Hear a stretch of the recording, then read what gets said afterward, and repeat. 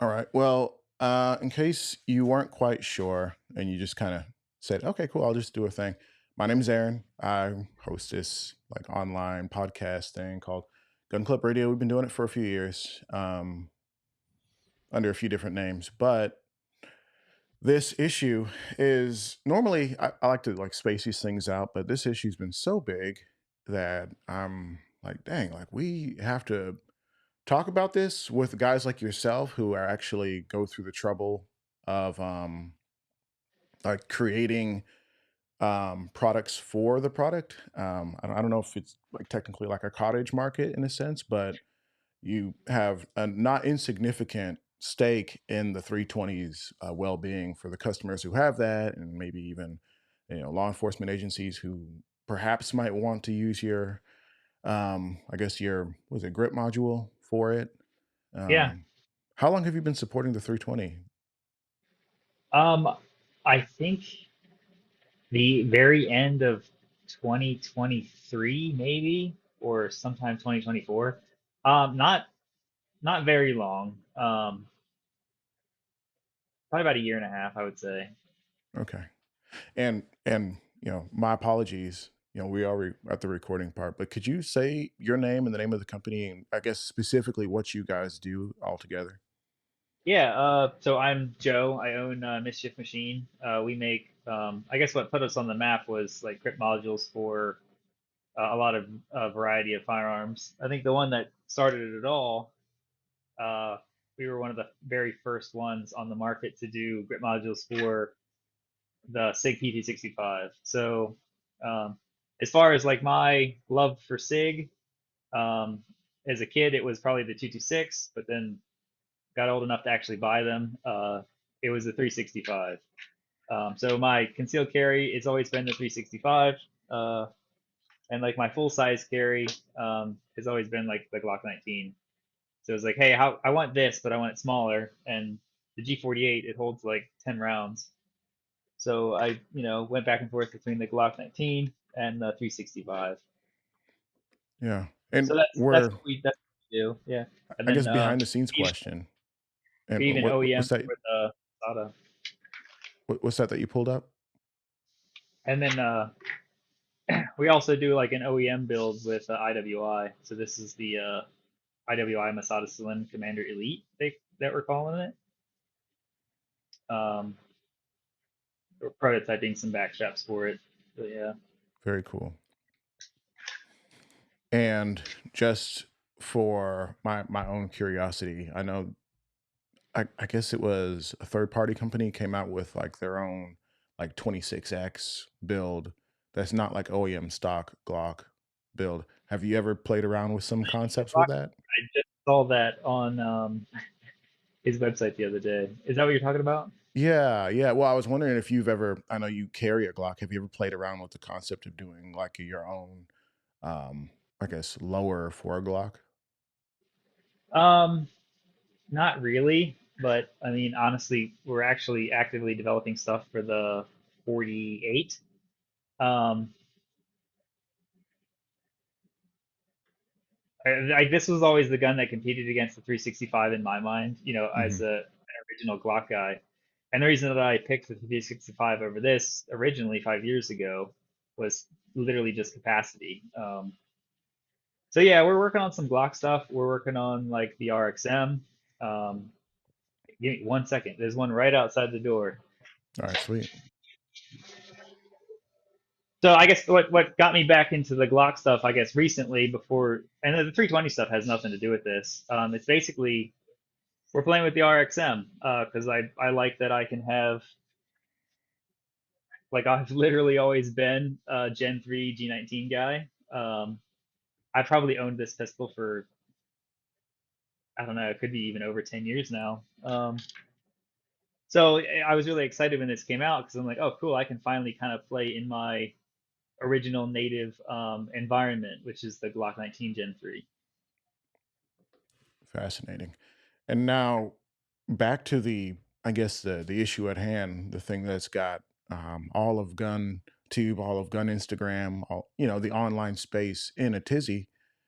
The 320 has been having a few issues, and for a long time, people, even the most diehard fans, and even some casuals, were like, "Dude, it's anything could be going on. Somebody could be screwing around in a holster, and then slandering the cops. These cops don't train. Blah blah blah blah blah. They probably got something, and they were holding this. And every once in a while, you'd see an image of a cop, getting out of his car with the finger on the trigger, blow a hole in his kneecap, and you're like, okay, well, clearly that was a problem on user error.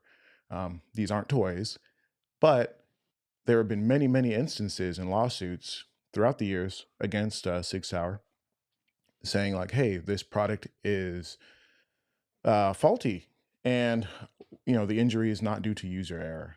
Um, Yeah. More recently, it's gotten crazier to the point where you have personally shelved, um, basically, going forward, any products coming out. Last batch has already been done. I think you came out with a video a few days ago, and I was like, okay, I got to talk to this guy because he's killing his own ability to make money by selling this product. Or is he saving his own reputation? I'm not sure. Um, well, I mean, like, of course, like once you get into business, it's always a lot of fun and games. And then, like, I've had a couple products that I've done, and there's always this other company that's coming out at you with some stupid patent, and they're like, "Oh, you can't do that. We do that. We have a patent for it." Um, so like, I've been attacked by other companies already with like, I'll make like the silliest, stupid, minuscule product that I can't even really make money on. It's just for fun, and another company has a patent for it and they'll kill it. So I've started to kind of get into the business legalities, and it's kind of a big tangled mess, honestly. So now what I do is like I'll reach out to companies and I'll ask permission first if I figure out that somebody has a patent. Like I talked to B&T a few months ago because there's a patent that they have, and Carl immediately, who's like, absolutely. I think his patent actually expired for the thing that I wanted. But he was like, if you use my product, you can use my patent. Like I was like, oh cool, this is awesome. So there's a Yeah. lot of other gun companies that are like that, and Hmm. so my issue with SIG is if all this stuff started to happen was every time they're in court, they shift that blame to the guy that's making the holster. Mm. Um, so it's just like from a business standpoint and all that, like it's just making me too nervous. Like cops buy my products because they say, oh, I don't want my 320 to snap in half. Oh, your product, like they think my product makes their gun more reliable or safer. And then the reality is, sure, it adds an extra layer of its durability, but my product doesn't make the gun safer. So a lot of law enforcement, military are kind of falsely assuming, just being a little naive, thinking that my product, you know, can protect them at any extra level, and that's just not true. Hmm. So We've seen I that. started to get nervous about like what if I keep making products for this thing, the chances that I'm going to end up in a courtroom with SIG are getting bigger and bigger and bigger and bigger the more products that I ship. So I was like, I don't want to sit in a courtroom and SIG point at me and say, well, it could have been his grip module because they do it to the holster guy. They're like, hey, it was his holster. We had nothing to do with it. So it was a lot of that made that decision. And also, like I'm looking at the 320, and myself as an engineer, there's a lot of things that they could do to decrease the probability of the accidents from happening, and it doesn't seem like they are doing it for whatever reason. Right. So Can you share kind of maybe the brief, but technical version of what you shared with your audience on Instagram about what you um, theorize the issue may be? I know there was another guy who took a little bit of slack out of the trigger, not to the point where it would break the sear, but caused it to, quote unquote, fire for the striker to move. Um, what is your thoughts on that issue? so I like I don't really think you have to pull the trigger. So I'm trying to ignore that variable. Um, a lot of the mechanisms in the back of the 320, they're free floating. So like here I have a Glock on my table. If the trigger is fully reset on a Glock, you cannot push the striker down on a normal Glock. Just it's fixed. It's fully connected to the trigger bar. And then when I'm looking at the 320, it's a floating, kind of sear. It's just the spring holds it up, and the trigger, it's connected to some other parts, and it pushes it down. So I began to think like, oh, maybe if the trigger isn't reset, and some debris is stuck inside of there, what if the sear is kind of like held down with some sand, or there's debris underneath the sear? Because the sear on this has a shelf behind it, and I think they do that for some like reset reasons. Most other guns don't have um, a land behind the sear that the firing pin, connects with or pushes down on. Um, so there's no space for debris to sit on top of that. And then the other thing that I noticed was the sear is gigantic. Like it completely fills that back area. There's no room for debris to fall off that sear. Um, like if that sear was thinner and shorter, or say they deleted the shelf and changed the way that the sear interfaced with the striker, the probability of debris getting in there and stuck in there would decrease. And then also, if they had a mechanism inside of this sear that prevented any movement, like the safety lever doesn't even prevent the sear from moving. So if there was an extra mechanism in here that actually prevented the sear from dropping down under any circumstance until you actually pull the trigger, like I think that would be just that extra layer of just confidence. Say nothing is wrong, but you do all those steps. I would have a lot of confidence in this platform. So to not see like a little generation change to that, just to show the consumer like, hey, there's stuff that we probably could do. Let's see if we can do it. Why are they not doing it? Or It's an interesting idea, mainly because we look at the Glocks through the generations and other firearms where they completely move away from a platform or upgrade the platform with Glock. Is Glock 1 through, we're at Gen 5, should be at Gen 6 at some point, right? And you yeah, see those micro changes. Okay, well, we're going to go external designs and internal changes with the way the springs interact and whatnot, with the double recoil spring versus a single from Gen 3 to 4. And I'm a little surprised that SIG, I guess maybe it's a military contract where they're like, "Hey, let's ride this one until the wheels fall off." But it is an inferior design to what could be based on what you're sharing, unless maybe I'm misunderstanding. uh, I would say it just has extra variables in it, and when you add extra variables, there's some probability changes that happen with that. So if your baseline is a Glock, adding extra parts in that, let's just say your baseline for safety is a Glock or like a Walther PDP, and that's your bar, and then every extra component you have in the system um, is an additional mathematical equation that changes the statistics of like the gun failing in some way. So that's kind of like what I'm looking at it. That's the kind of the optics that I'm looking at it from.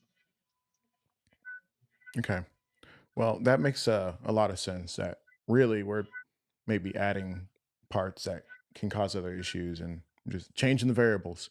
Now, it's interesting the arguments from people who are like, hey, listen, there's like thousands and thousands and tens of thousands, maybe hundreds of thousands of these firearms on the market. I'm unsure of what their In the million. actual, you know, I'll land there.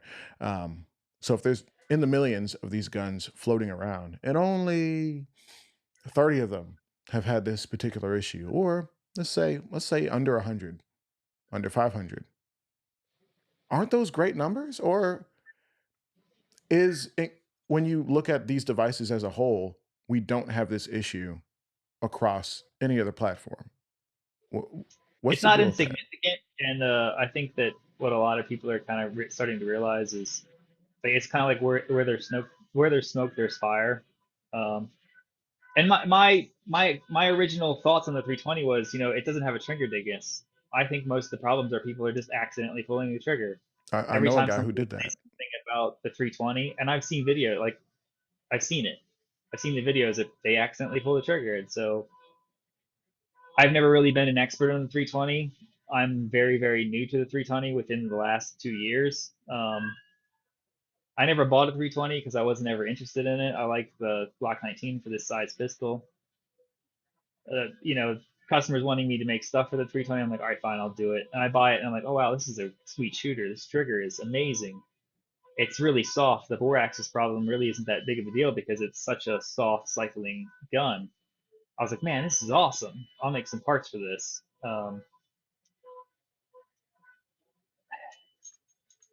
I forget where we were going with that, Well, but yeah, really, it's there's I so millions of these guns, yeah, right? yeah. So it's I was that was the negligence thing. I was like, people are just being negligent. Like it's really easy. Like you pull this trigger, it doesn't have a trigger dingus. I think everybody's accidentally pulling that trigger. And I still believe like there's a massive majority of people are doing that. I think that that's the biggest problem is the people are accidentally pulling this trigger. And I think that because and this is the second part, okay, it's like, hey, we know that this is the problem. People are accidentally pulling the trigger. If everybody knows that, this is the biggest variable, 98%, 99% of the failures of this trigger, why don't they just do a revision and put a dang trigger dingus on this trigger if they keep saying that this is the problem? Like, why not just do that? Don't even talk about the other changes that are in here. If you keep blaming holsters and saying that they do this, why aren't we changing this? Yeah. And that is a great question. Feel like, okay, well, we can fix user error. Why not create that part? And I know there's another third party company who makes some CNC parts, and they If have. you go way back to the inception of this, there's actually an engineering drawing in prints that SIG already designed a trigger dingus that they were going to release for this when it first came out. And I think they eliminated it because they just wanted to do the non-dingus version. Does that like say like, hey, this is a little bit more premium? It's a flat face trigger, or is there maybe another reason why maybe you personally think they avoided that design? I think it was just they like that was their selling point was we want a nice smooth trigger. Our trigger is better. Um, Because they used to be like if you round. there's a video on YouTube of like way back, like 8, 10 years old, where they were first introducing and showing everybody the 320, and you see that version of this trigger in that video. Um, and that's kind of sad because then you go back to the drop safe issue that they had. The trigger dingus may have actually prevented that from happening too. So the court of public opinion would have been saved potentially from that had they released it with that version of the trigger. Yeah, that is really fascinating, and just the idea of, okay, well, there are little things you can do to make people think it's safer. Why not do that? Or did a lawyer say like, hey, listen, if you start changing stuff while we're fighting all these battles, you're gonna be seen as admitting fault. Don't change a thing. Ride it till the wheels fall off. I mean I think that's kind of the obvious thing at this point. Yeah. I think there's a lot of engineers within SIG that are like there's some things that they want to do and they're being prevented from doing it. They probably can't even design it on the computer because then if they go through discovery for a lawsuit, they'll find out, hey, we did design some different things. I don't know all the legalities and the what they want to do, but I'm sure that there's a number of people that have wanted to do some changes at SIG that it's quite possible that the lawyers or the board just don't want them to do just because of Right. that admission guilt. And just to, be very clear with, anybody who's watching, listening, wherever they are, we're just talking, sharing thoughts and ideas that we have independent from any special or privileged knowledge that we have from anybody working at SIG or anybody who's done any sort of investigations. We're just talking. Um, Yeah, I'm not. We can't blame any individual. Like the bigger the company gets, the harder it is to make any decision. I mean, like me, I can turn around and change the design immediately because I design it, I machine it, I manufacture it. I push that green button on the machine back there. So it's really easy for me to say, oh, I'm going to change this because I want it to be safer. Like I don't have to ask anybody. I can just do it. Hmm. Big corporations, there's a lot of steps you have to go through to you make changes like this. Now, you said something really interesting earlier, and I think maybe people who aren't super plugged into how firearms work or how this specific design works may be curious to hear what you just said, where you said the safety mechanism, and I'm not sure if you were referring to the internal or the external safeties, they don't directly interface with the sear. Is that what you said? Yeah, so on the 320, the safety, it only prevents trigger movement. Um, it doesn't block the sear from dropping down. So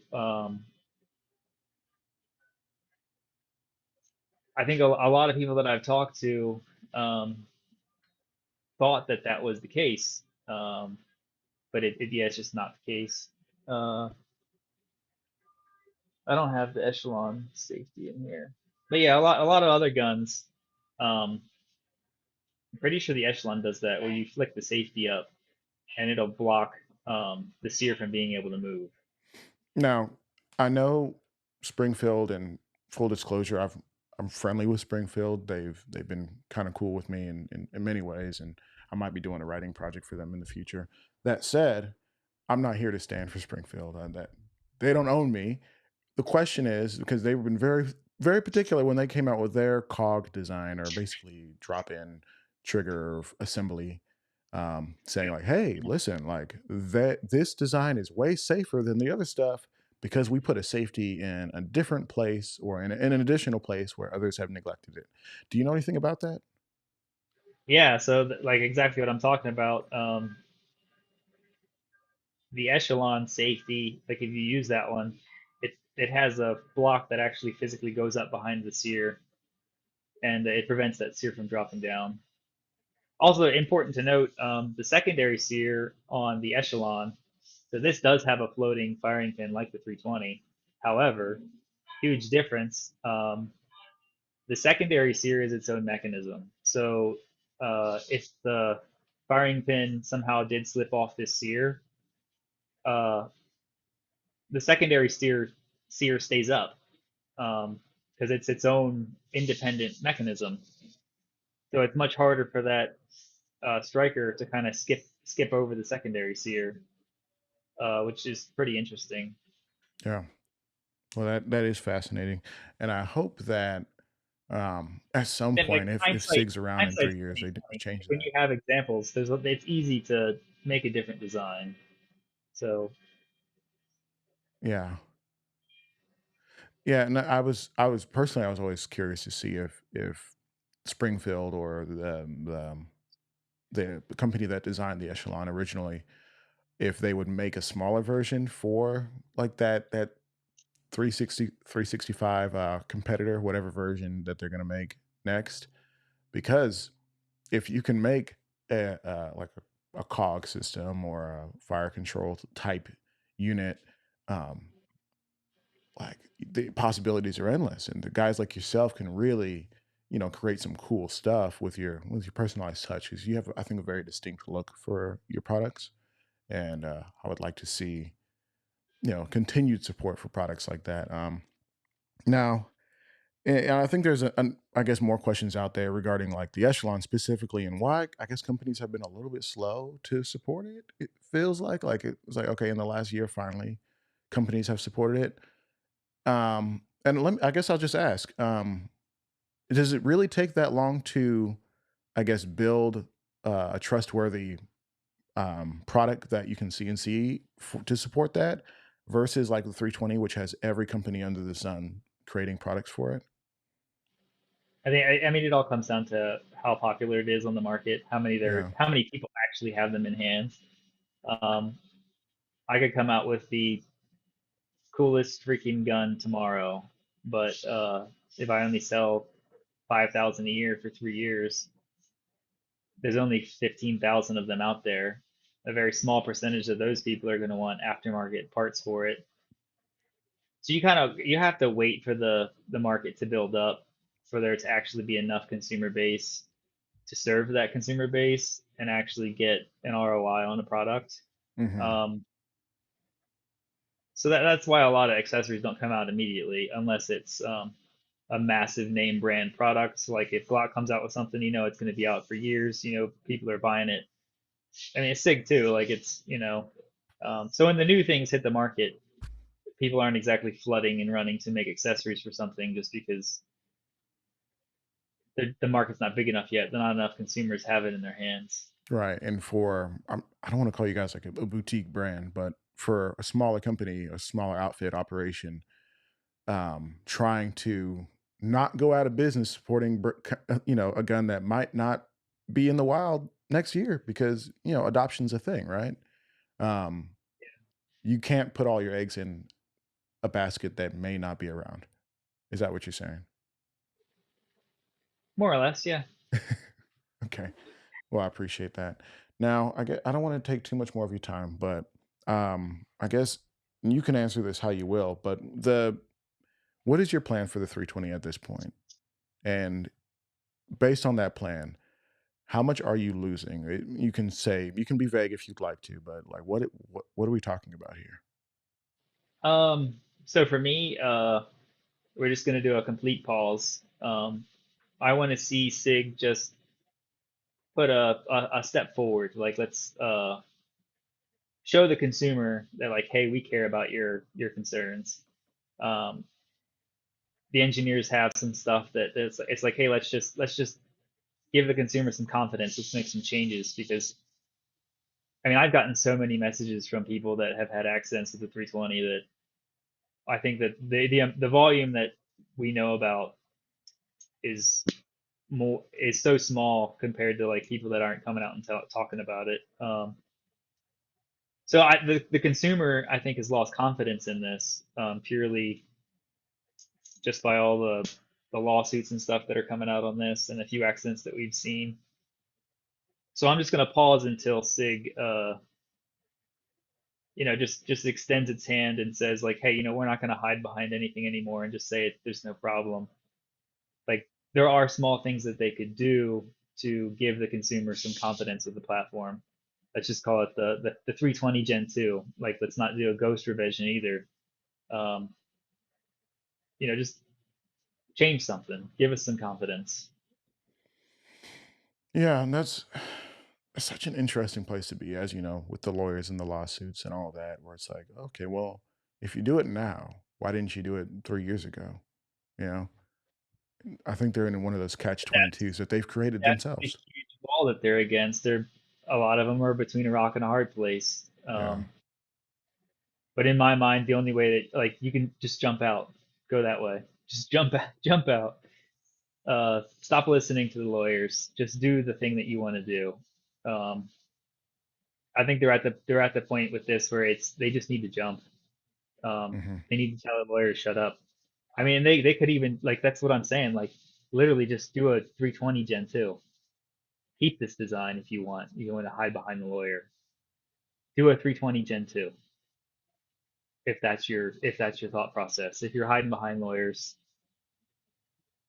Yeah. keep the 320 as it is. 320 Gen 2. And then as far as business percentage, it's probably 15% of our revenue, maybe 20% came from 320s at a certain time.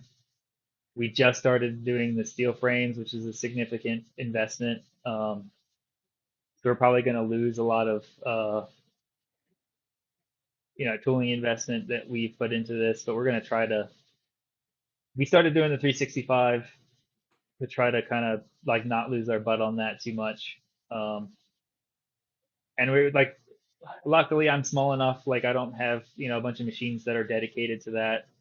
So I'm going to try to fill the hole with the RXM and the Echelon. Um, so I don't think I'm going to see a sales drop. I'm not going to see growth because I'm not adding products on top of products. I am literally removing a product and adding one product. Okay. So I mean, Which it would have sucks, been but I'm nice to say like, small "Hey enough. kids, let's get this new boat for Christmas, right?" But that's not gonna probably happen this year. Yeah, I mean, as a small business, I've got to invest so much money from the company into machinery and art. Like my R&D budget is like, as far like mathematically, is like a lot, and I put a lot of, you know, compared to like a legacy company and then me being new, my R&D budget is as a percentage is probably double or triple what legacy companies are. So yeah, it sucks a little bit, but Yeah. I'll get over it. Yeah, I mean, it's really interesting to see you making this move, and many holster companies making this move, and many schools, instructors, ranges making this move. As it's like almost like a CYA, like we aren't going to be held liable as you take this company to court. You're not going to also take me to court and say that we knew it was public information, public knowledge that there was a potential issue. And also, I mean, I've seen a 320 go off at a range. Personally, I believe, and I'll share this story more fully. I personally believe that was user error. But how can you know? And it wasn't just one individual who got hurt with that. That was one critical injury and another minor injury. And so we realized that it's never, or it's oftentimes not just one person who is at risk, not including, of course, the range masters and range owners and whatnot. Yeah, it's interesting you say that because I've gotten let's I think USPSA shooters alone. So I've gotten like concealed carry guys, anecdotal stories from other people. Let's go just into the last what like 3 days. Let's talk about USPSA shooters only. I've gotten three messages from USPSA shooters. One guy put his holster, his loaded 320 in his holster, and he put a hole through his foot. Two other ones have had just discharges, and there's probably 10 or 15 other ones that I know of that have had the out of battery detonations. Um, so it's like Jeez. those that subset of people is a pretty knowledgeable, percentage of highly skilled shooters. These aren't just regular dudes just buying a gun just as a range toy to keep at home. Right. But enough, they are still accidentally. Some of them are still accidentally. They are accidentally actuating that trigger when they put the gun in their holster. Yeah. But it comes back to my other thing. It's like, okay, if we want to keep blaming this, why are we doing nothing about it? Yeah, so I know a lady who basically she's an instructor, has a big event for women, and also does some writing in the firearm space. And she has nothing good to say about the company overall because in her competition shooting, she's seen the guns just blow up. And I'm not even sure if that's ever been addressed. That's I maybe has to do with the way competition shooters run their ammo, which they bring various loads. So it's like, okay, well, how much of that can be on the company? Because it's not just SIGs that blow up, right? But then you Yeah, add it's bullets yeah, going out of the gun when it's not supposed to, and it's just like they can't win. yeah. I mean, I think it just I think a big part of it is just there's just so much bad press. Um, I think Brandon or Herrera put a good video out about like it's just a lot of really unfortunate events that in the court of public opinion is lost. But Mhm. that's where it comes into me. It's like, hey, okay, let's do a trigger dingus. Um, like just do visible things just for consumer confidence. Why are we playing this silly game? Yeah, yeah, that's I'm with you on that. Something's got to change, and if they want to be here in a few years, they have to do that. I understand they have crazy good um say contracts with governments and agencies across the world at this point, and um, they obviously they won the new rifle program for the military, and I guess the question is like, hey, like, will they be able to survive this? Will anyone end up in jail? Who knows? But if they want to actually keep selling guns, they've got to do something, as you just stated, something. Yeah, I mean, I don't have anything against like SIG or its employees. I love SIG. Like the 365 modules that I came out with made my company. Yeah. I love this gun. It's freaking awesome. It's just yeah, if a small company like me did played this game, like I'm done. I'd be out of business. So I don't have the luxury of playing this kind of game. Hmm. Uh, Yeah. Well, yeah, I I wish they would just do something just Just for something. Well, I hey, appreciate you kind of maybe not taking the major risk, but realizing that you're in a world where you need to make money to continue making cool projects, taking a bit of a loss in some ways to um, keep your consumers as safe as you can, and also to keep keep yourself out of court because, like you said, seems like the company has no problem with blaming third parties for stuff that happens. That's probably on the design overall, um, not even necessarily on one person. It's unfortunate. yep, All right, well, let's go ahead and wrap up. Um, Guys, thank you so much for watching, listening wherever you are. And we want to especially thank Joe from Mischief Machine. They make a lot of really cool products. And this isn't a sales pitch, but of course, if you want to go over to their Instagram, or we'll link their Instagram and check them out and give them a follow. And of course, if at that point you want to go support them, that's up to you. Go check them out. And of course, this whole issue is wild and fascinating. If you guys have thoughts on it, if you are an owner and you're saying like, "Hey, listen, it's not going to happen to me," I want to hear from you. And of course, if you have maybe already shelved your 320, as many people have, not everyone, but some people have, I want to hear from you too. All right, guys, peace.